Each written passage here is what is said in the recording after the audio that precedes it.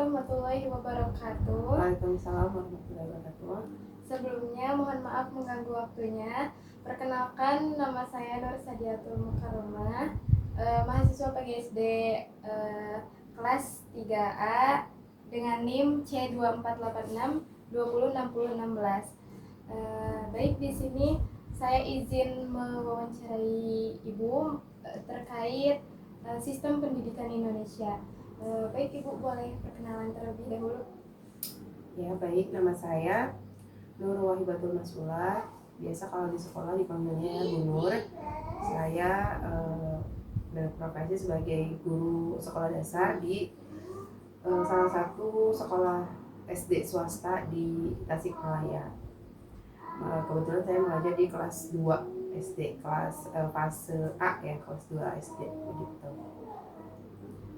Baik, Ibu langsung saja ke pertanyaan yang pertama, yaitu bagaimana kondisi sistem pendidikan Indonesia sekarang menurut Ibu seperti apa? Kalau dilihat dari pengalaman saya mengajar gitu ya, mungkin ada sekitar 10 tahun gitu ya mengajar pada 2015-2016, itu masih terkait dengan kurikulumnya mungkin ya.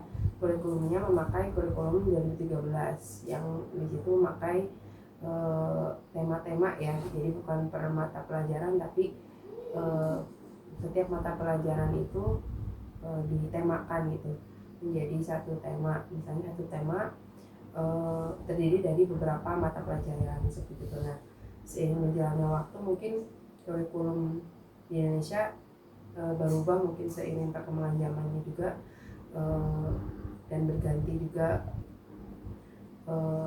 kebijakan dari pemerintah ya. Nah, sekarang kita juga mengikuti kurikulum baru, yaitu di kurikulum Merdeka ya.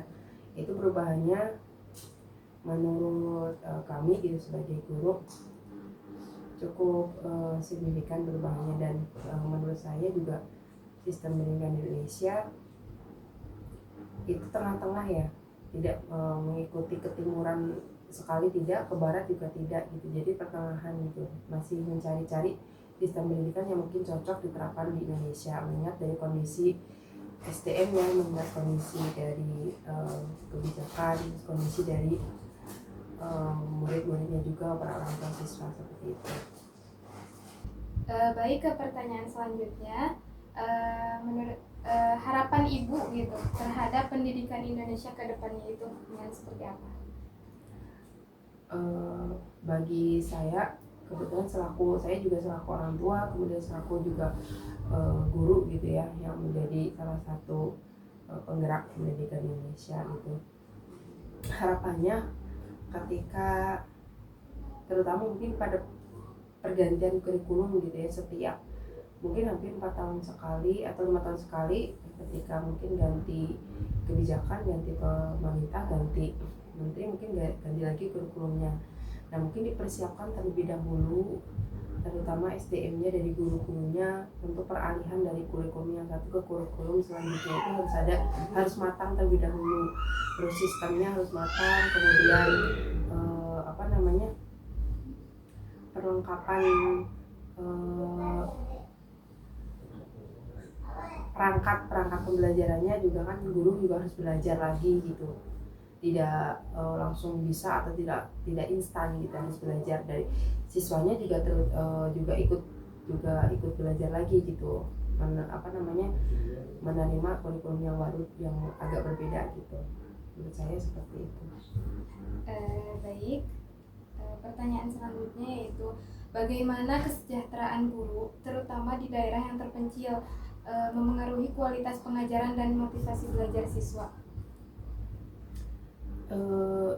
Mungkin tidak jauh-jauh dari di daerah terpencil ya, mungkin di daerah pinggiran seperti di perkotaan atau di pinggiran kota gitu ya, masih banyak guru-guru, terutama guru honor yang memang mereka belum sejahtera gitu, baik di sekolah swasta maupun di sekolah negeri, yang hampir rata-rata itu mereka di bawah UMR untuk honornya atau gajinya.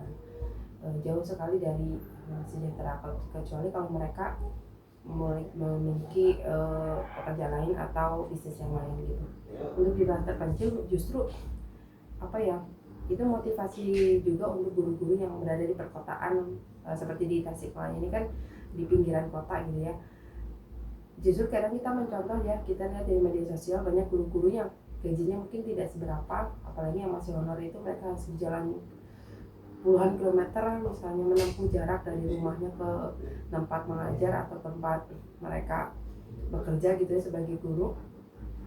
Semangat kerjanya itu tinggi, semangat mengajarnya tinggi, meskipun honornya tidak seberapa gitu, sama sekali tidak sebanding dengan pekerjaan yang mereka ampuh gitu sebagai guru di sekolah itu. Jauh dari sejahtera, justru tetap jauh dari sejahtera juga gitu. Apalagi di daerah terpencil gitu ya, jauh dari sentuhan pemerintah gitu, karena lambat untuk bantuan apa juga lambat gitu untuk daerah terpencil gitu. Baik, ke pertanyaan terakhir, menurut Ibu, apakah biaya pendidikan termasuk buku dan peralatan sekolah masih menjadi penghalang bagi banyak anak di Indonesia? Bisa dikatakan iya menurut saya gitu ya, karena memang tidak dipungkiri meskipun di sekolah negeri atau swasta, terutama di tingkat jenjang sekolah dasar gitu ya, karena di sekolah dasar itu di negeri, sekolah dasar negeri mereka memang tidak dibekut biaya ke sekolah gitu ya, tapi mereka juga orang tua perlu mempersiapkan kebutuhan anak-anaknya, seperti buku, alat-alat tulis gitu ya, pakaian, kemudian tasnya, bekal sehari-harinya itu tidak dipungkiri bagi orang tua yang mungkin belum mampu gitu ya, masih ekonominya di bawah, menengah ke bawah gitu, cukup menjadi penghalang untuk meneruskan pendidikan anak-anaknya gitu. Dan mau apalagi di sekolah swasta gitu ya, sekolah swasta yang sudah jelas itu berbayar. Mungkin kalau yang di sekolah swasta rata-rata ekonominya sudah menengah atau menengah ke atas gitu, jadi meskipun berbayar mereka tetap bisa gitu untuk memenuhi kebutuhan anak-anaknya dan untuk bayaran untuk sekolahnya seperti itu. Baik Ibu, terima kasih atas ketersediaan waktunya untuk menjawab pertanyaan yang tadi saya ajukan gitu. Baik, mungkin cukup sekian dari saya. Wassalamualaikum warahmatullahi wabarakatuh. Baik, di sini saya akan menyimpulkan dari narasumber terkait sistem pendidikan di Indonesia. Yang pertama yaitu instabilitas kurikulum. Sistem pendidikan di Indonesia masih mencari identitasnya di antara nilai-nilai timur atau barat, dan sering mengalami perubahan seiring dengan pergantian pemerintahan. Yang kedua yaitu kesiapan transisi. Penyusunan kurikulum baru seharusnya dilakukan dengan lebih teliti, terutama dalam mempersiapkan tenaga pengajar, perangkat pendukung, serta adaptasi siswa agar perubahan tidak terkesan mendadak. Kemudian kesejahteraan dan dedikasi guru.